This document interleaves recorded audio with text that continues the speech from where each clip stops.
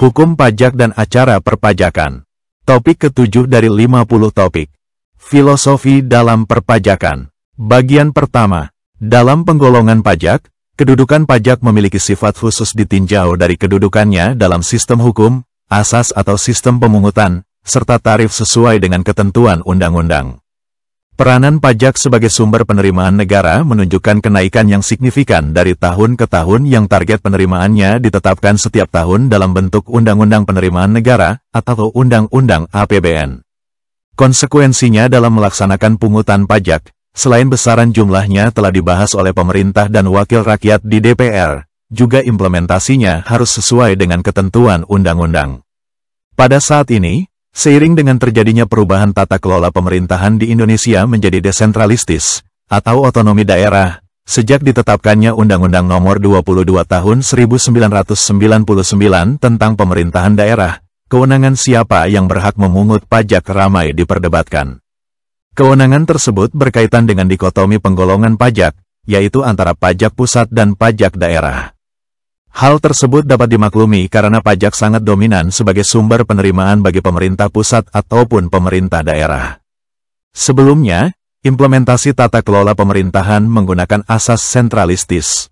Walaupun sebelum diproklamasikannya kemerdekaan negara Indonesia, The Founding Fathers negara menyatakan bahwa Indonesia yang mempunyai sebaran wilayah yang luas, terdiri atas lebih dari 15.000 kepulauan besar dan kecil dengan keanekaragaman budaya, adat istiadat, dan agama yang majemuk seharusnya dalam melaksanakan tata kelola pemerintahan menganut asas otonomi daerah. Hal tersebut diwujudkan dalam Konstitusi Dasar Undang-Undang Dasar 1945 Pasal 18 seperti berikut, pembagian daerah Indonesia atas daerah besar dan kecil, dengan bentuk dan susunan pemerintahannya ditetapkan dengan undang-undang dengan memandang dan mengingat dasar permusyawaratan dalam sistem pemerintahan negara, dan hak-hak asal-usul dalam daerah yang bersifat istimewa. Maknanya adalah pelaksanaan tata pemerintahan di Indonesia harus menganut asas otonomi daerah. Namun demikian, pada awal kemerdekaan pemerintah Republik Indonesia, diperlukan satu komando dari pusat pemerintahan khususnya dalam melawan penjajah karena ternyata belum semua daerah lepas dari belenggu penjajahan. Untuk itulah, walaupun Konstitusi Dasar Republik Indonesia UUD 1945 dalam pemerintahannya menyatakan harus melakukan asas otonomi daerah, dalam pelaksanaannya pemerintah menggunakan asas sentralistis, yaitu segala urusan pemerintahan menjadi kewenangan dari pemerintah pusat. Menyadari atas kekeliruan tersebut, dilakukan reformasi tata kelola pemerintahan Indonesia mengenai otonomi daerah sebagaimana dinyatakan dalam Pasal 18 Undang-Undang Dasar 1945 dengan ditetapkan dan diundangkannya Undang-Undang Nomor 22 Tahun 1999 tentang pemerintahan daerah pada tanggal 22 Mei tahun 1999. Dalam Undang-Undang Nomor 22 Tahun 1999 Pasal 7 Ayat 1, ditegaskan bahwa kewenangan daerah mencakup kewenangan seluruh bidang pemerintahan, kecuali kewenangan dalam bidang politik luar negeri, pertahanan keamanan, peradilan, moneter dan fiskal, agama, serta kewenangan bidang lain. Seiring dengan hal tersebut, dilakukan pula perubahan pedoman tata kelola pemerintahan otonomi daerah dalam Pasal 18 Undang-Undang Dasar 1945 karena dianggap kurang jelas, yaitu melalui amandemen kedua Undang-Undang Dasar 1945 pada tanggal 18 Agustus tahun 2000. Berdasarkan amandemen kedua Undang-Undang Dasar 1945, pengaturan dasar otonomi daerah diatur dalam Pasal 18, Pasal 18A, dan Pasal 18B sebagai berikut. Pasal 18, 1. Negara Kesatuan Republik Indonesia dibagi atas daerah-daerah provinsi dan daerah provinsi itu dibagi atas kabupaten dan kota yang tiap-tiap provinsi, kabupaten, dan kota itu mempunyai pemerintahan daerah yang diatur dengan undang-undang.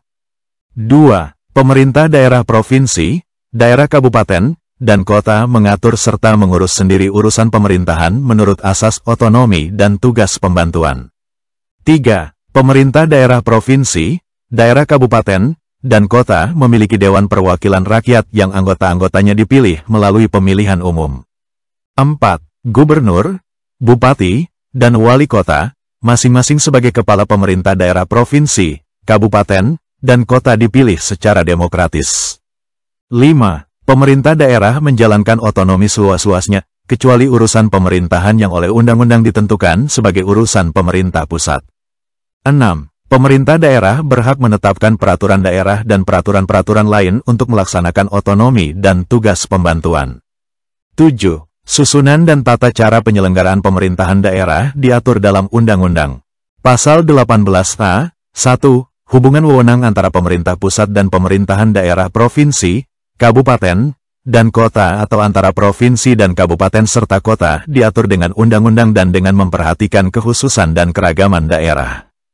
2. Hubungan keuangan, pelayanan umum, pemanfaatan sumber daya alam, dan sumber daya lainnya antara pemerintah pusat dan pemerintah daerah diatur dan dilaksanakan secara adil dan selaras berdasarkan undang-undang. Pasal 18b, 1. Negara mengakui dan menghormati satuan-satuan pemerintahan daerah yang bersifat khusus atau bersifat istimewa yang diatur dengan undang-undang. 2. Negara mengakui dan menghormati kesatuan-kesatuan masyarakat hukum adat beserta hak-hak tradisionalnya sepanjang masih hidup serta sesuai dengan perkembangan masyarakat dan prinsip negara kesatuan Republik Indonesia yang diatur dalam undang-undang. Dalam melaksanakan tata kelola pemerintahan daerah yang baik, idealnya dibiayai oleh sumber-sumber dari daerah itu sendiri, yaitu dari pendapatan asli daerah, khususnya dari pajak daerah. Kewenangan institusi mana yang mempunyai hak memungut pajak, apakah pemerintah pusat, pemerintah daerah provinsi, atau pemerintah kabupaten atau kota menjadi penting karena menyangkut penerimaan bagi pemerintahan yang bersangkutan. Hingga saat ini, peranan penerimaan pajak terhadap penerimaan negara, pemerintah pusat ataupun daerah, dalam APBN ataupun APBD masih dominan. Penggolongan pajak pusat dan pajak daerah menjadi relevan untuk dibahas lebih detail. Penggolongan pajak pusat dan pajak daerah, menurut teori dan filosofi, dibedakan atas dasar sifat objek pajak yang dipungut. Apabila objek pajak yang dipungut tidak berada di suatu tempat atau daerah, atau berpindah-pindah, atau mobile, pajak tersebut dikategorikan sebagai pajak pusat. Sebaliknya, apabila objek pajaknya tidak berpindah-pindah atau berada di suatu tempat atau daerah, atau immobile, berdasarkan teori digolongkan sebagai pajak daerah. Sebagai contoh, jenis pajak penghasilan badan atau PPh badan, subjeknya adalah badan, misalnya perseroan terbatas. Objek PPh badan adalah penghasilan yang pada umumnya diperoleh dari berbagai daerah, atau mobile, yang digabungkan. Demikian juga pajak pertambahan nilai, PPN, objek pajaknya adalah nilai penyerahan yang bersumber dari berbagai daerah, atau mobile. Oleh karena itu, terhadap jenis pajak PPN dan PPh badan digolongkan sebagai pajak pusat. Berbeda dengan jenis pajak daerah, baik pajak kabupaten atau kota maupun pajak provinsi, objek pajaknya adalah immobile. Jenis pajak daerah kabupaten atau kota, antara lain pajak restoran, pajak hiburan, pajak hotel, pajak parkir, pajak reklame, pajak air tanah, dan seterusnya. Atas jenis pajak tersebut, objeknya adalah penerimaan pembayaran di tempat perusahaan itu berada, immobile. Karena objeknya immobile, pajak tersebut digolongkan sebagai pajak daerah kabupaten atau kota. Sementara itu, terhadap objek pajak immobile, tetapi objeknya berada di berbagai daerah kabupaten atau kota dan masih dalam satu provinsi, dikategorikan sebagai pajak daerah provinsi, contohnya pajak kendaraan bermotor, pajak balik nama kendaraan bermotor, pajak air permukaan air, dan lain-lain. Contoh lebih konkret dapat diuraikan bahwa terhadap pajak daerah tentang air, dibedakan pajak air bawah tanah yang termasuk pajak daerah kabupaten atau kota dan pajak air permukaan sebagai pajak daerah provinsi yang pajaknya dikenakan atas nilai perolehan air. Kriteria penggolongan pajak daerah tersebut sebagai berikut. Kalau objeknya air dari dalam tanah yang tidak dapat berpindah, termasuk kategori pajak air tanah, merupakan pajak daerah kabupaten atau kota. Apabila objeknya air mengalir antar kabupaten atau kota, dan biasanya berada hanya dalam satu wilayah provinsi, dikategorikan sebagai pajak daerah air permukaan yang merupakan pajak daerah provinsi. Berkaitan dengan teori dan dasar filosofi objek pajak yang mobile dan immobile terhadap pembagian jenis pajak, berdasarkan Undang-Undang Nomor 28 Tahun 2009 tentang Pajak Bumi dan Bangunan Perdesaan Perkotaan, PBBP 2, dan Bea Perolehan Hak Atas Tanah dan Bangunan, BPHTB, yang semula sebagai pajak pusat dialihkan menjadi pajak daerah, kabupaten, atau kota.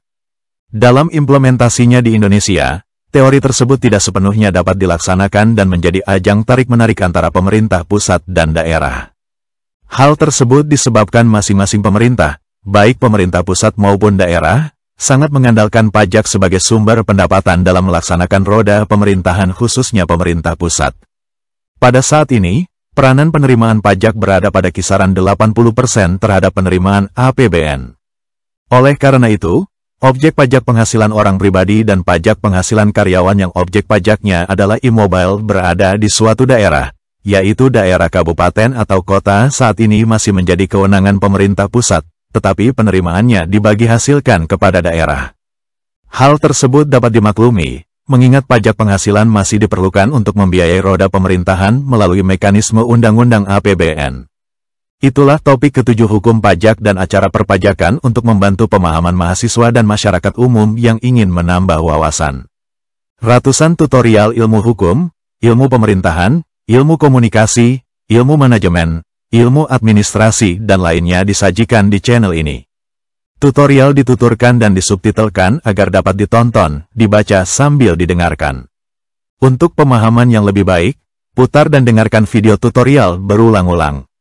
Subscribe dan like, agar Anda mendapatkan update tutorial lainnya. Bagikan juga link video ini, agar teman lain juga mendapatkan manfaat channel ini.